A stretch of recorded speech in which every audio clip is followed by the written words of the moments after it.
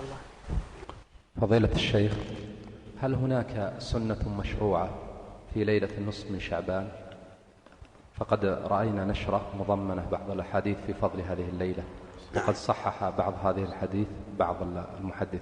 نعم، الصحيح أن جميع ما ورد في فضل ليلة النصف من شعبان ضعيف، لا تقوم به حجة،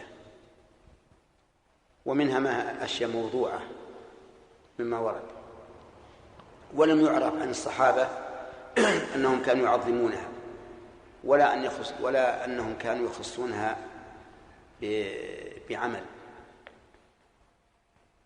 ولا يخصون يوم النصف بصيام.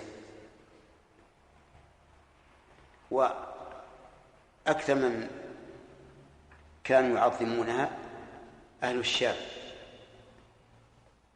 التابعون، ليس الصحابة. والتابعون في الحجاز أنكروا عليه أيضا، قالوا لا يمكن أن نعظم شيئا بدون دليل صحيح. فالصواب أن ليلة النصف من شعبان كغيرها من الليالي لا تخص بقيام ولا يوم النصف بصيام، لكن من كان يقوم كل ليلة فلا نقول لا تقوم ليلة النصف، ومن كان يصوم أيام البيض لا نقول لا تصوم يوم النصف،